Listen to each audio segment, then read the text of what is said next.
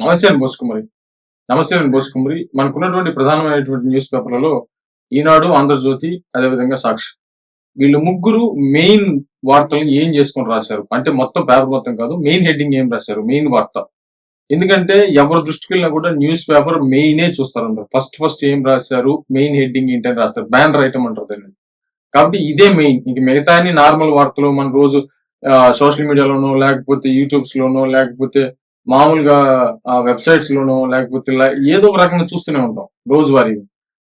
మామూలుగా కానీ మెయిన్ వార్త ఏం పెట్టుకొని రాశారనేది మాత్రం ఖచ్చితంగా కీలకమైనది. దీంట్లో ప్రధానంగా ఈనాడు, ఆంధ్రజ్యోతి, సాక్షికి సంబంధించి మరి న్యూస్ పేపర్‌లో ఏం రాశారు ఈరోజు అనేటువంటి విషయాన్ని చూద్దాం. ఫస్ట్ ఈనాడుకి సంబంధించి చూస్తే అసలు పోటీ ఇప్పుడే. అమెరికా, చైనాను ఢీకొట్టాలంటే భారత్ ప్రపంచ స్థాయి ఉత్పత్తులు తయారు చేయాలి. చిన్న ఆలోచనలు పక్కన పెట్టి ప్రపంచం దృష్టిలో పెట్టుకుని పనిచేయాలి. అమరావతితో గ్లోబల్ లీడర్షిప్ సెంటర్ ఏర్పాటు చేయబోతున్నాం అమరావతిలో.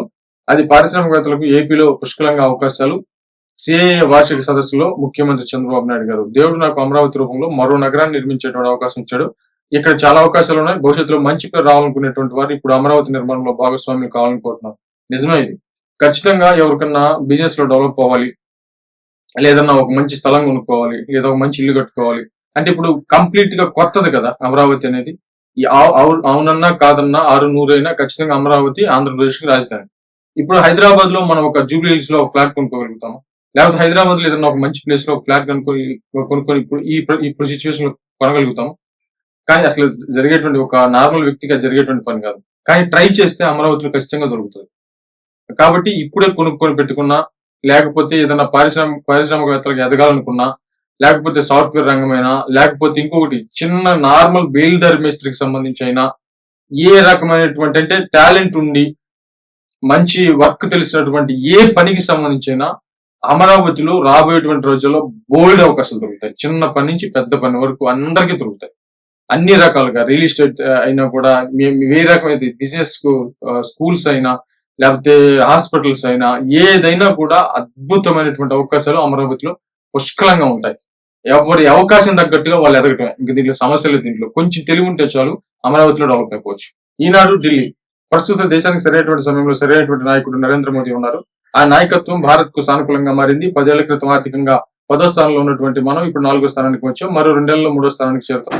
ఇప్పటి వరకు పెద్ద ప్రయాస లేకుండా ఇక్కడికి వరకు వచ్చాం. ఇప్పుడే నిజమైనటువంటి పోటీ ప్రారంభమవుతుంది. మరి ఆర్థిక పరిణామంలో మరి ఇండియా, చైనాకు మధ్య 4.5 రెట్లు, ఇండియాకి అదేవిధంగా అమెరికాకి మధ్య 7 రెట్లు తేడా ఉంది. మరి దీన్ని అధిగమించడానికి పారిశ్రామిక రంగం సంసిద్ధం కావాలి. మరి ఈ కీలక సమయంలో ప్రభుత్వం నుంచి వివిధ విధానాలు తెచ్చి పారిశ్రామిక రంగం కష్టపడి పనిచేస్తే భారత్ ను ఎవరూ కొట్టలేరు.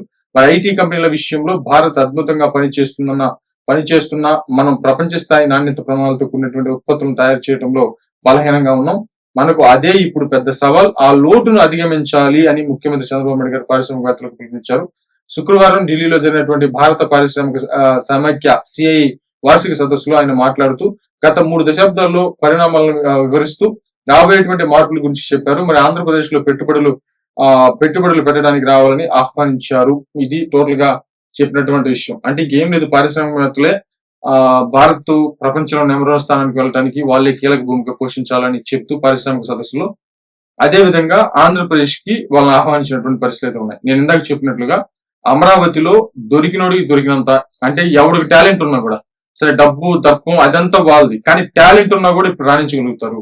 అమరావతిలో ఇప్పుడు అవకాశం పోగొట్టుకుంటే ఇంకెప్పటికి రాదు. హైదరాబాద్ లో అవకాశాలు ఎవరికి రావు, డబ్బులు ఉన్నటువంటి వాళ్ళకి తప్ప. కానీ అమరావతిలో వస్తాయి, కొత్త కాబట్టి.